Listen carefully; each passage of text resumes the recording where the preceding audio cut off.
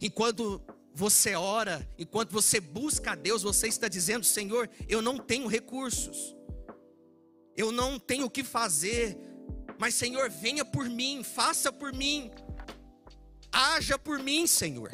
Muitas vezes nós queremos falar de Jesus, mas esquecemos que antes de encontrar com alguém, antes de apresentar o amor de Jesus, nós precisamos estar aos pés de Jesus. Veja que o Espírito Santo, ele não cria crentes isolados, mas uma família espiritual unida em Cristo.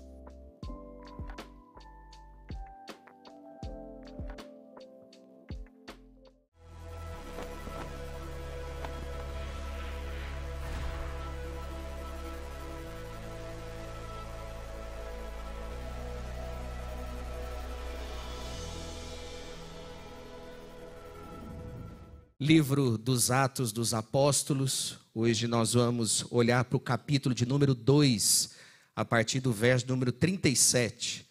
Vamos continuar essa série, a história inacabada, os Atos do Espírito Santo. Eu convido você para lermos juntos Atos capítulo 2, versos 37 a 47. Você pode aí também acompanhar pelo seu celular ou pela sua Bíblia física. Temos também o texto aqui no telão, então fique à vontade para que juntos possamos ler esse texto da palavra de Deus. Atos, capítulo 2, versos 37 a 47, nos diz assim: Quando ouviram isso, ficaram muito comovidos e perguntaram a Pedro e aos demais apóstolos: Que faremos, irmãos? Pedro respondeu: Arrependa-se e cada um de vocês seja batizado em nome de Jesus Cristo, para a remissão dos seus pecados, e vocês receberão o dom do Espírito Santo. Porque a promessa é para vocês e para os seus filhos, e para todos que ainda estão longe, isto é, para todos aqueles que o Senhor nosso Deus chamar. Com muitas outras palavras deu testemunho e exortava-vos, dizendo: Salvem-se desta geração perversa. Então, os que aceitaram a palavra de Pedro foram batizados, havendo um acréscimo naquele dia de quase 3.000 pessoas. E perseveravam na doutrina dos apóstolos e na comunhão, no partir do pão e nas orações. Em cada alma havia temor, e muitos prodígios e sinais eram feitos por meio dos apóstolos. Todos que criam estavam juntos e tinham tudo em comum. Vendiam as suas propriedades e bens, distribuindo o produto entre todos, à medida que alguém tinha necessidade. Diariamente perseveravam unânimes no templo, partiam o pão de casa em casa e tomavam as suas refeições com alegria e singeleza de coração, louvando a Deus e contando com a simpatia de todo o povo. Enquanto isso, o Senhor lhes acrescentava dia a dia os que iam sendo salvos. O tema que nós vamos trabalhar hoje é esse, os novos capítulos da igreja. É sobre esse tema que nós vamos pensar, baseado nesse texto das Sagradas Escrituras. Quero convidá-lo nesse momento a orarmos juntos. Feche os seus olhos, curva a sua cabeça, peça ao Senhor para falar ao seu coração. Nós precisamos ouvir a voz do Espírito Santo de Deus e que mais uma vez Ele manifeste a tua vontade, o teu querer sobre a nossa vida. Senhor Deus, graças te damos, porque o Senhor está aqui. O Senhor é bom em todo o tempo. O Senhor conhece o nosso coração. Ó Deus, eu estou diante do rebanho que é do Senhor. O Senhor conhece cada uma das tuas ovelhas. Nesse momento, Deus, eu te peço, fale com cada uma das tuas ovelhas, Senhor. Ministra a tua vontade sobre elas. Que nenhuma ovelha venha se perder. Que nenhuma ovelha passe fome. Mas que nesse momento o Senhor venha nos encher com a palavra do Senhor. Nós queremos ser alimentados pela verdade do Senhor, ó Deus. Por isso, Senhor, fortalece a nossa vida. Ó Deus, nos ajude nesse momento. Venha sobre nós com a tua graça, com o teu favor. Ó Deus, e que o Espírito Santo do Senhor venha manifestar mais uma vez a tua vontade sobre a nossa vida. É que nós oramos, Senhor, agradecidos por tudo, em nome de Jesus. Amém. Você já reparou que todo bom livro prende a nossa atenção porque nós não sabemos o que vem na página seguinte? Quando você começa a leitura de um novo livro e você vai lendo as primeiras páginas, a curiosidade vai surgindo e você fica naquela expectativa de chegar na conclusão, no desfecho daquele livro. Quando nós chegamos ao capítulo final de Atos dos Apóstolos, o capítulo 28, nós temos a sensação de que o autor deixou a história em aberto. Nós não temos uma conclusão ao final do livro de Atos dos Apóstolos. Lucas não termina com um fim, mas com um ponto de continuidade. É como se Lucas dissesse: a história ainda não acabou.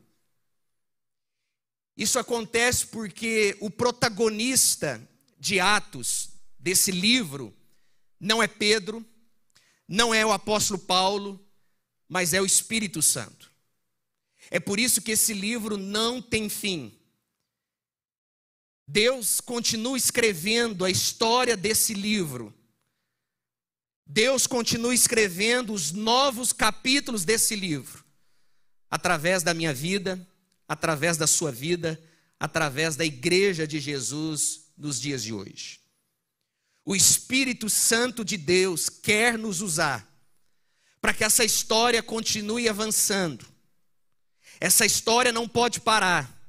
Essa história precisa continuar comigo e com você. Hoje nós somos convidados a entender que a igreja não é apenas uma instituição que lê essa história, mas um povo que dá sequência a ela. Quando nós lemos o livro de Atos dos Apóstolos, nós ficamos admirados por todos os feitos de Deus no início da igreja, os primeiros sinais, os milagres do Senhor Jesus acompanhando os apóstolos. Mas hoje, no século 21, no ano de 2025, esses mesmos milagres precisam acompanhar eu e você nesta jornada. Nós precisamos apresentar os sinais de Cristo Jesus aqui nesse mundo. Nós precisamos apontar para o reino de Deus. Esse reino que é maravilhoso, que é eterno. Esse reino que é poderoso para curar enfermos, para libertar aqueles que estão oprimidos. E para que isso aconteça, o Espírito Santo de Deus quer nos usar. Quer usar a sua igreja, quer usar o seu povo. Cada vida alcançada, cada gesto de fé, cada ato de generosidade é uma nova página daquilo que o Espírito Santo está fazendo através de nós. Atos dos Apóstolos não termina no capítulo 28. Eu e você somos os capítulos seguintes da história que o Espírito Santo ainda escreve através da sua igreja. Após a ressurreição, Jesus permaneceu 40 dias com seus discípulos, ensinando sobre o reino de Deus, aconselhando os seus discípulos, dando a eles direção. E antes de Jesus subir aos céus, ele ordenou aos seus discípulos que permanecessem em Jerusalém, até que eles recebessem do alto poder. Mas poder para quê? Poder para anunciar o nome de Jesus, para que eles fossem testemunhas em Jerusalém, Judeia, Samaria e até os confins da terra. E a Bíblia diz que os discípulos obedeceram à instrução de Jesus. Eles permaneceram em Jerusalém e durante 10 dias eles oraram a Deus. E veio então, aqui no capítulo 2, o Pentecostes. Aquela movimentação do Espírito Santo de Deus na vida de cada pessoa que estava ali participando daquela celebração, daquele culto a Deus. No Pentecostes cumpriu-se a profecia de Joel. O Espírito Santo foi derramado, com sinais visíveis e línguas de fogo. E todos começaram a falar das grandezas de Deus. Nunca houve na história uma visitação tão poderosa de Deus na vida de homens e mulheres pecadores. Logo a seguir, Pedro, cheio do Espírito Santo de Deus, uma vez que havia recebido o Espírito Santo, ele começou então a pregar as grandezas de Cristo, sua morte, sua ressurreição, sua ascensão e o seu senhorio. E depois que Pedro pregou aquele grande sermão, 3.000 pessoas se converteram e foram batizadas. Vale lembrar que Pedro era um homem simples. Pedro não era tão culto como o apóstolo Paulo. Era um homem de pouco estudo.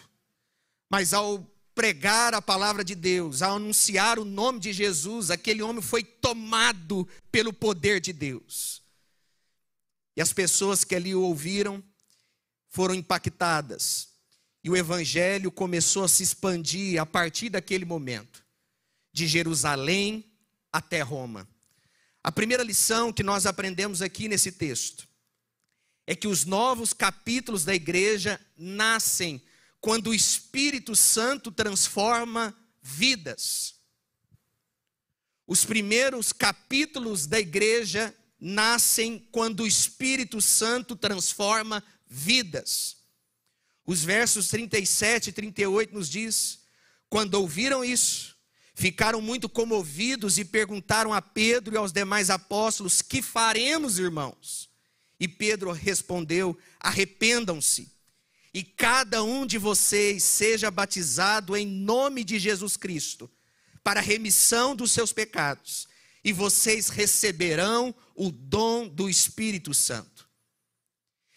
Queridos, o que acontece aqui em Atos capítulo 2, não é apenas um evento histórico isolado, mas é uma manifestação permanente da missão do Espírito Santo no mundo.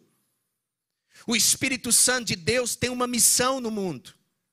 E aqui essa missão foi inaugurada em Atos capítulo 2. Mas a boa notícia é que nessa missão que o Espírito Santo inaugurou, eu e você fazemos parte dela. O Espírito Santo quer usar cada um de nós para que o reino de Deus avance, para que o evangelho alcance vidas e corações, e pessoas sejam libertas e transformadas pelo poder que há no evangelho de Jesus Cristo. O texto afirma que quando Pedro está anunciando o evangelho, as pessoas começam a se arrepender dos seus pecados. E vale destacar aqui que isso não é um efeito psicológico de um discurso, mas é a obra sobrenatural do Espírito Santo que age na consciência humana. Só o Espírito Santo de Deus pode levar o homem pecador aos pés de Jesus. Jesus havia prometido a vinda do Espírito Santo em João capítulo 16, versículo 8. Jesus disse: quando ele vier, convencerá o mundo do pecado, da justiça e do juízo. E o verbo convencer aqui tem a ideia de expor, mostrar a verdade, tirar a máscara. Um dia, o Espírito Santo de Deus fez isso na nossa vida. Sabe aquelas máscaras que estavam em nós? Sabe aquelas mentiras, aquela sujeira que nós escondíamos das pessoas? O Espírito Santo revelou. E quando ele revelou, o nosso coração se arrependeu. Nós clamamos ao Senhor Jesus Cristo. E pela fé nós abraçamos a salvação de Jesus. Queridos, o Espírito Santo revela quem realmente somos e nos mostra a necessidade desesperada de Cristo. Nós precisamos de Jesus, eu preciso de Jesus, você precisa de Jesus. A igreja precisa de Jesus. Mas para que nós tenhamos essa consciência, nós precisamos ser tomados pelo Espírito Santo de Deus. O Espírito Santo precisa quebrar o nosso coração, quebrar as nossas resistências, para que o nosso desejo por Cristo seja sincero, verdadeiro. Ao longo da história da igreja, esse ministério do Espírito Santo não cessou. Desde os primeiros discípulos até hoje, ninguém se volta a Cristo sem antes ser tocado por Ele. O mesmo Espírito que tocou aquela multidão, é o mesmo Espírito que está em mim, que está em você, que está na igreja hoje. O Espírito Santo transformou o coração daqueles crentes em Jerusalém e ainda hoje continua transformando o coração de homens e mulheres.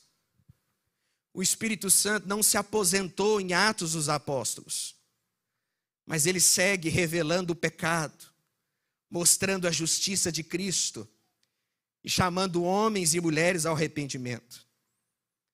Meus irmãos, em primeiro lugar, nós somos chamados a depender do Espírito na evangelização. Eu sei que há muitas pessoas que você gostaria que estivesse aqui nesse tempo de culto, de celebração a Deus. Quem sabe um parente, um amigo, que ainda não conheceu o Senhor Jesus Cristo. E você tem orado por essa pessoa. Você já pregou do Evangelho de Jesus para essa pessoa. Mas eu quero te dizer que essa pessoa só será convencida pelo poder do Espírito Santo na vida dela.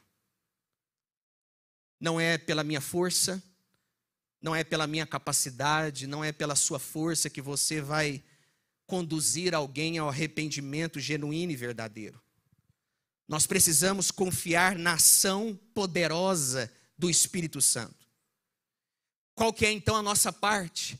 Anunciar com fidelidade o reino de Deus. E a parte do Espírito Santo é tocar os corações, convencer o homem do pecado, do juízo e da justiça.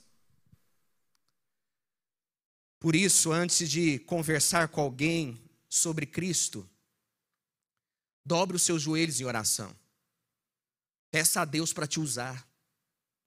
Peça a Deus para usar você com autoridade, com poder. Muitas vezes nós queremos falar de Jesus, mas esquecemos que antes de encontrar com alguém, antes de apresentar o amor de Jesus, nós precisamos estar aos pés de Jesus. Porque quando nós estamos aos pés de Jesus, nós somos revestidos de poder e autoridade. Para que quando você falar de Jesus, Ele pode fazer uma grande obra. Ele pode transformar. Ele pode operar milagres através de você, através da sua vida. Em segundo lugar, nós precisamos confiar no poder da palavra. Enquanto Pedro ele expunha as Escrituras, a Bíblia diz que os ouvintes foram tocados. A palavra pregada, ainda que simples, ela ganha vida quando o Espírito Santo sopra sobre ela. Você não precisa ser intelectual para apresentar Jesus para as pessoas. Você não precisa ter vários diplomas, você não precisa conhecer tudo acerca da teologia para apresentar Jesus. O que você precisa é ser um homem, uma mulher cheio do Espírito Santo de Deus. Quando nós estamos cheios do Espírito Santo de Deus, nós podemos pregar com autoridade, com sinceridade. A verdade será vista através de nós.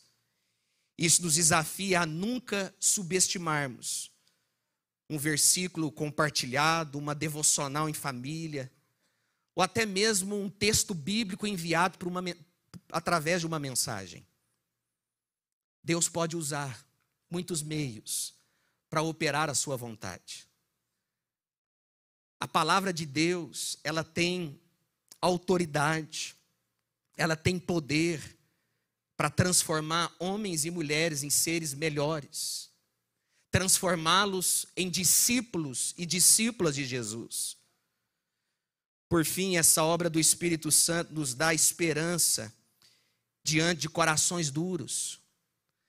Talvez você tenha orado de forma insistente por alguém durante anos e anos. E até hoje essa pessoa não se rendeu a Cristo. Ela continua nos mesmos pecados, nos mesmos vícios.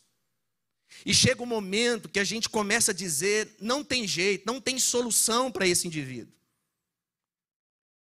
Não haverá salvação. Mas nós precisamos crer que o Espírito de Deus, Ele faz obras admiráveis.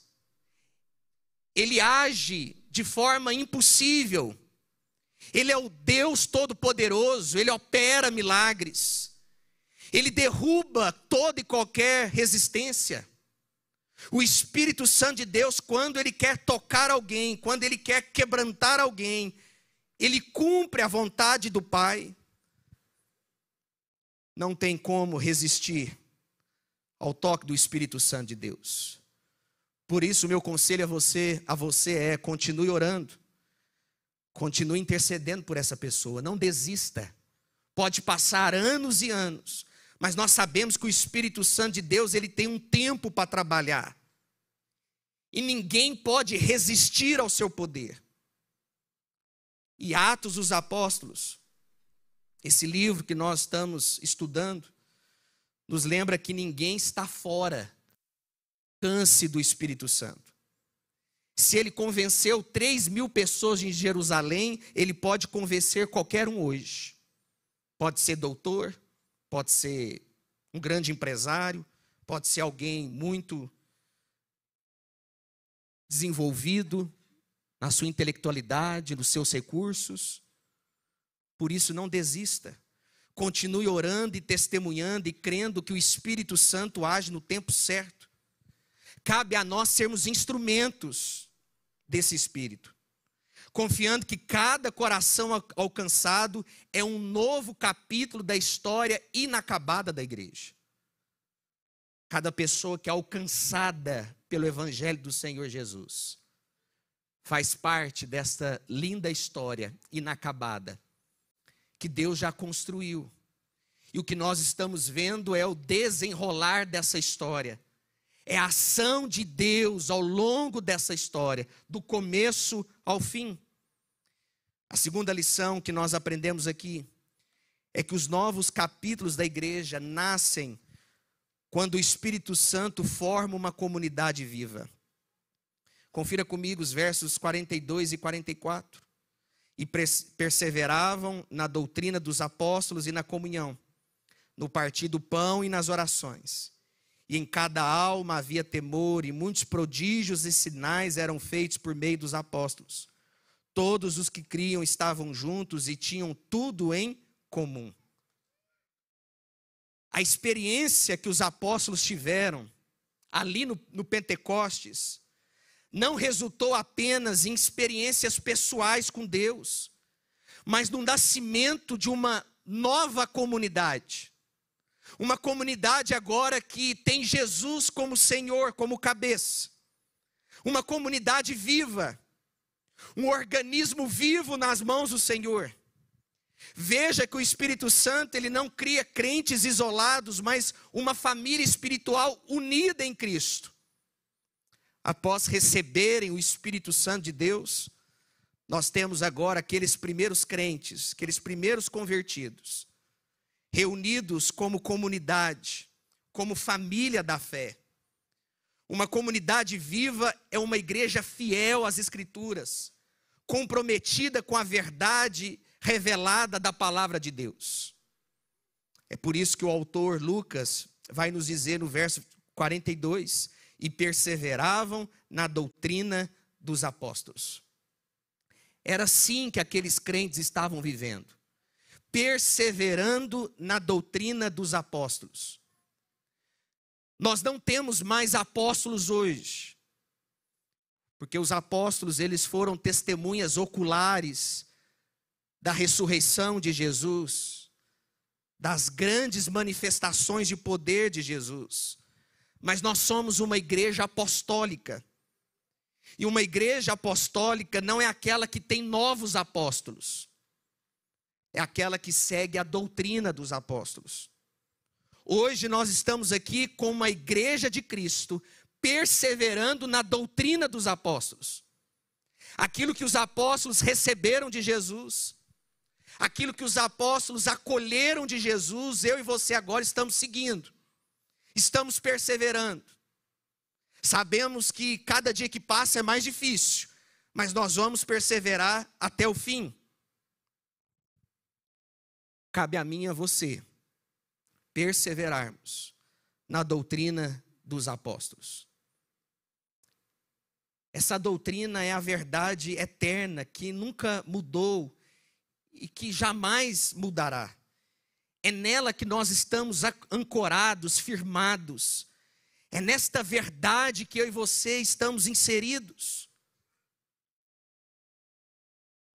E é firmes nessa doutrina, é confiantes na palavra de Jesus que nós vamos avançar com a força do Espírito Santo de Deus. Em segundo lugar, uma comunidade viva é uma igreja que persevera também nas orações.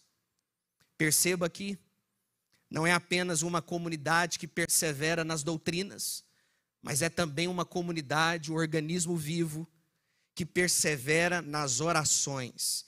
E perseveravam também nas orações.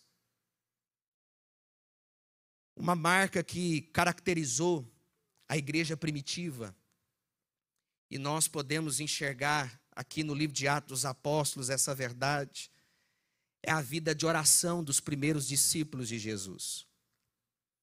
Da igreja primitiva, uma igreja que orava, que buscava a Deus, uma igreja que era ousada, uma igreja que não tinha preguiça de buscar a Deus por meio da oração. Aqueles irmãos tinham um compromisso fiel com Deus. Era um povo de oração. Todos perseveravam unânimes em oração. Aquela igreja não se reunia apenas para cumprir uma agenda, mas aquelas pessoas, de forma unânime e no mesmo propósito, elas buscavam a Deus. Havia um propósito comum entre aquela igreja. Era assim que aqueles crentes viviam.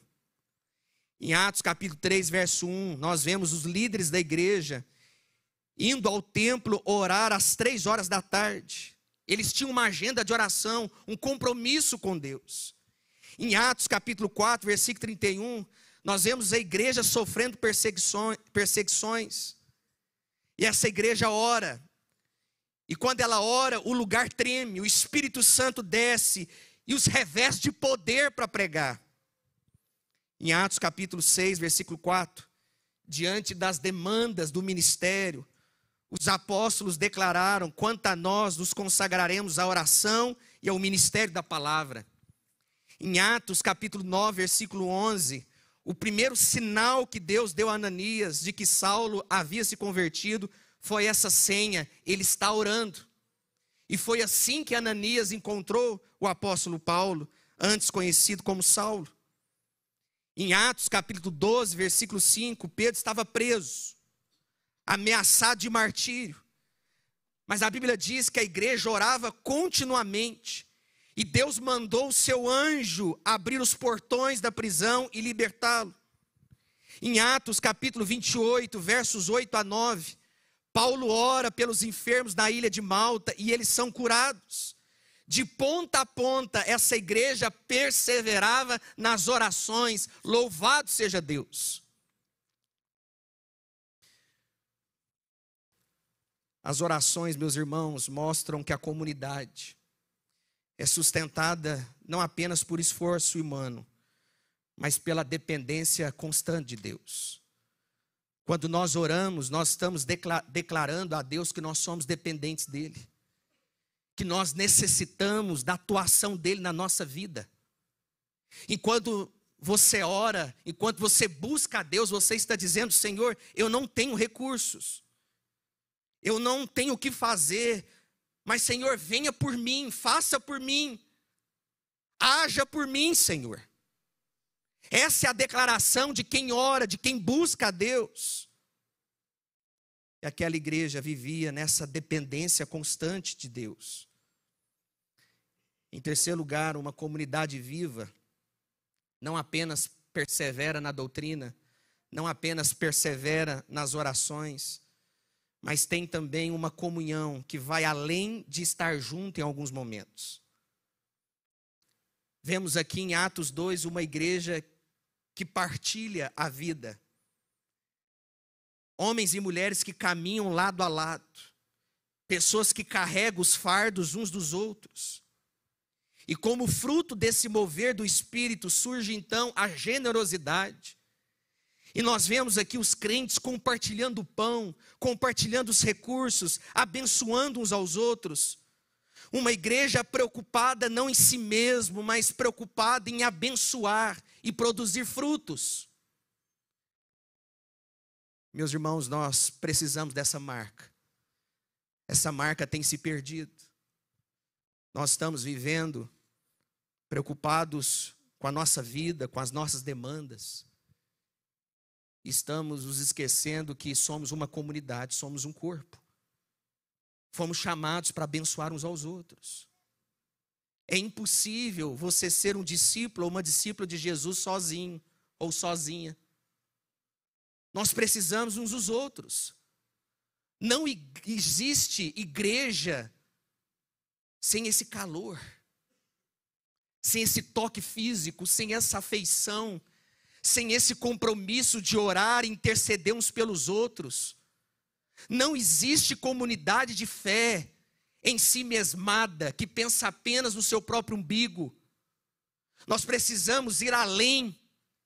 Nós precisamos amar de fato e de verdade. Isso não é apenas uma responsabilidade do pastor, da liderança da igreja. Essa é uma responsabilidade de todo discípulo de Jesus. Você é o instrumento que Deus quer usar para edificar a vida do seu irmão, para abençoar essa comunidade de fé. Mas muitas vezes o que vemos é uma igreja que quer terceirizar. Vamos terceirizar para o pastor, vamos terceirizar para o ministério A, para o ministério B. E esquece de assumir o compromisso. Quer de abençoar, edificar mutuamente. Fortalecer o corpo de Cristo Jesus. E o que nós vemos aqui em Atos não era comunismo forçado, mas amor espontâneo produzido pelo Espírito Santo. Porque quando o Espírito Santo, queridos, ele toca o nosso coração, o egoísmo cede lugar à partilha. E a igreja se torna um testemunho vivo da graça de Deus. A terceira e última lição que nós aprendemos aqui é que os novos capítulos da igreja nascem quando o Espírito Santo promove o crescimento da igreja. O verso 47 nos diz: louvando a Deus e contando com a simpatia de todo o povo. Enquanto isso, acrescentava-lhes o Senhor dia a dia os que iam sendo salvos. O crescimento da igreja primitiva não aconteceu por acaso. Havia propósito nesse crescimento. O texto revela aqui para nós que eles perseveravam diariamente no templo e nas casas. Viviam com alegria e simplicidade, louvando a Deus, e mantinham um testemunho coerente diante do povo. E qual que foi o resultado disso? Por meio do Espírito Santo, acrescentava diariamente os que iam sendo salvos àquela comunidade. O que isso nos mostra, meus irmãos? Que o crescimento da igreja não é obra do homem, mas é obra e iniciativa divina. É Deus quem dá o crescimento para a igreja. E como a igreja é um organismo vivo, uma comunidade viva, ela precisa crescer. Se ela não cresce, ela está doente, ela está enferma. Mas quando a igreja cresce, Nós precisamos entender que esse crescimento é a ação de Deus em nosso favor. É o Espírito Santo usando cada um de nós para esse crescimento. Não é um crescimento centrado no homem, mas é um crescimento centrado em Deus. Há muitas igrejas hoje que querem crescer, mas querem crescer não de forma sadia. Querem crescer negociando o evangelho, propondo um outro evangelho. Mas quando nós abraçamos o evangelho genuíno de Jesus, e pregamos esse evangelho com fidelidade, e trabalhamos com temor e tremor, com humildade, exercendo os nossos dons e talentos, essa igreja cresce para a glória de Deus e para o louvor de Deus. Muitas igrejas espalhadas pelo nosso Brasil cresceram, mas estão doentes.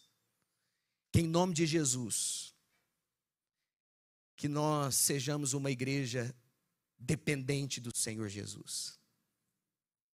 Que diga: Senhor, nós queremos crescer mais, mas queremos crescer na força e no poder do Senhor. A igreja de Atos dos Apóstolos experimentou essa ação do Espírito Santo de Deus. E a partir disso, aquela igreja impactou a sociedade daquela época. E aquela igreja foi atuante naqueles dias. Isso significa que a igreja era comprometida com a verdade. E não era apenas um grupo de pessoas legalista. Você conhece uma igreja legalista?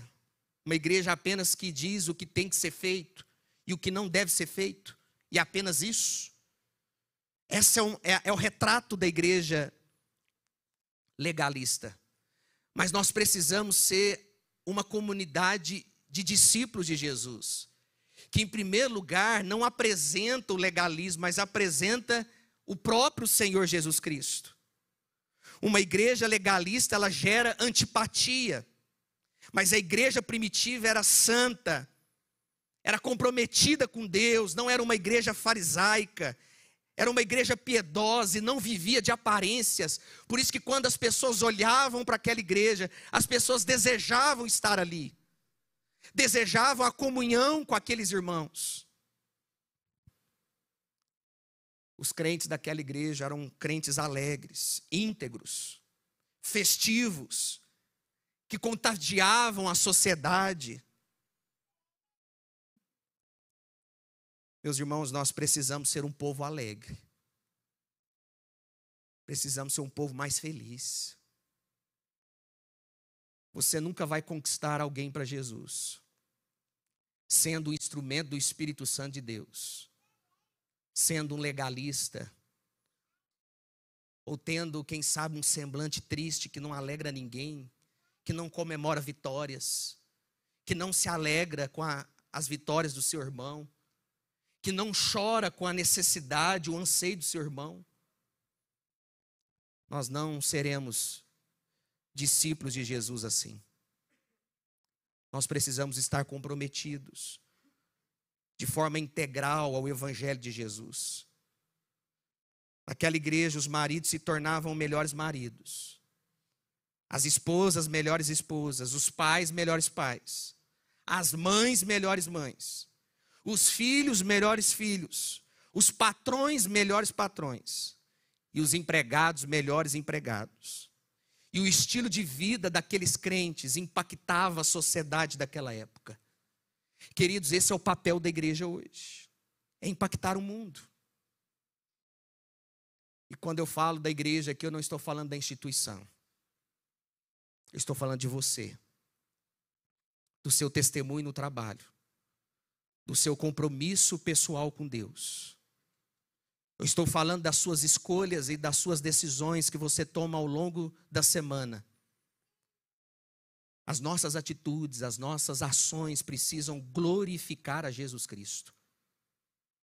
É hora de você abandonar toda a hipocrisia, toda máscara, todo fingimento e ser um discípulo fiel de Jesus. Amar de fato o Senhor Jesus, não só de boca, de palavra, mas de ação, de comportamento. Nós precisamos de uma vida de santidade. Precisamos ser leais a Deus. Precisamos amar o Senhor Jesus até as últimas consequências, para que através do nosso testemunho essa igreja possa impactar pessoas. Ser verdadeira, coerente com aquilo que o Espírito Santo de Deus deseja realizar através de nós. Além disso, queridos, essa igreja experimentava um crescimento exponencial. A igreja só cresce se ela pregar o Evangelho, testemunhar o Evangelho e evangelizar. A prova disso é o livro de Atos. Essa igreja começou com 120 pessoas. No Pentecostes, cerca de 3.000 pessoas se convertem. Pouco depois já eram 5.000 pessoas. Em Atos capítulo 5, versículo 14, Lucas já não menciona números, mas ele diz multidões que se uniam à fé. E em poucas décadas, aquela igreja saiu de Jerusalém e chegou a Roma, a capital do império. Portanto, queridos, a igreja pode e deve crescer numericamente. Mas isso exige oração, esforço, trabalho, lágrimas, dedicação de cada crente, testemunhando de Cristo em casa, no trabalho, na escola, na faculdade, na rua, no lazer e em todos os lugares. Cada crente é missionário, evangelista e portador das boas novas. Quando a igreja cumpre a sua missão, Deus então concede o crescimento. Rick Warren, em seu livro Uma Igreja com Propósito, ele faz uma pergunta importante. Ele diz assim: o que eu devo fazer para a igreja crescer? Mas talvez a pergunta mais séria seja: o que está impedindo a igreja de crescer? Perceba que a pergunta não é o que eu devo fazer para a igreja crescer, mas a pergunta é: o que está impedindo a igreja de crescer? Sabe o que impede o crescimento da igreja? Homens e mulheres que não amam a Deus verdadeiramente. Por isso que a nossa oração deve ser: Senhor, não permita que eu seja um obstáculo, uma barreira, um muro, mas faz de mim uma porta aberta para que pecadores conheçam o Evangelho e sejam salvos. Senhor, usa a minha vida como instrumento nas tuas mãos. Eu quero anunciar o teu Evangelho com fidelidade, com simplicidade e alegria. A igreja primitiva era conhecida não por uma religiosidade pesada, mas por uma vida cristã leve e contagiante. Meus irmãos, quando nós vivemos o Evangelho de forma natural e verdadeira, as pessoas percebem a diferença. As pessoas percebem a ação de Deus em nós. E elas se sentem atraídas para Cristo. Nós pregamos, servimos e testemunhamos. Mas quem convence, quem salva o pecador, é o próprio Deus. O nosso papel é anunciar o Evangelho com fidelidade, com leveza, com alegria, com o desejo de abençoar pessoas e não apenas para cumprir uma responsabilidade. Deus é quem acrescenta os salvos à sua igreja. Meus irmãos, eu gostaria de concluir dizendo que quando nós olhamos para Atos capítulo 2, nós percebemos aqui que nós não estamos diante de uma narrativa antiga, mas de um retrato vivo de como o Senhor Jesus continua a agir por meio do Espírito Santo. É Ele quem transforma vidas, porque é o próprio Cristo ressuscitado que nos chama ao arrependimento e nos dá o perdão. É Ele quem forma uma comunidade viva, porque a igreja não é uma intervenção, uma invenção humana, mas é o corpo de Cristo unido pela cruz. É o Senhor Jesus quem promove o crescimento da igreja, porque é o Senhor Jesus quem acrescenta os salvos dia a dia. E a verdadeira história da igreja não é sobre o poder dos homens, mas é sobre a obra de Cristo realizada pelo Espírito Santo. Por isso, quando nós falamos de novos capítulos da igreja, nós não estamos falando aqui de novas conquistas, novas estratégias, mas nós estamos falando de tão somente da continuidade da obra de Cristo através de nós. Cristo quer dar continuidade a essa história inacabada. E Ele quer usar a minha vida, Ele quer usar a sua vida, Ele quer usar o seu povo. Que em nome de Jesus, que você possa se apresentar ao Senhor Jesus e dizer: Senhor, eu estou à disposição. Eu quero ser um instrumento vivo do Senhor. Eu quero ser um canal, uma ponte do Senhor para abençoar vidas. A história inacabada é dele, nós somos apenas páginas vivas que testemunham a graça do Senhor.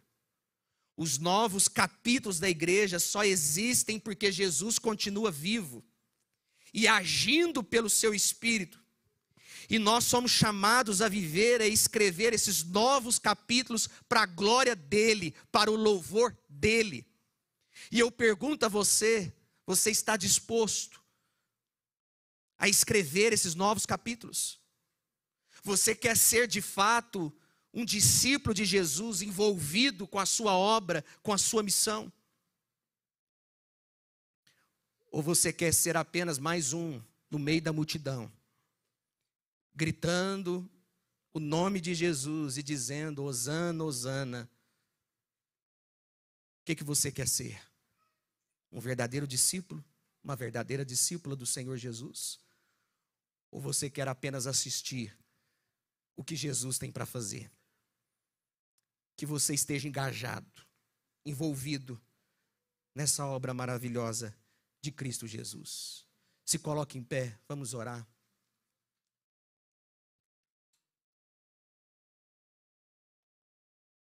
Nós somos uma comunidade viva.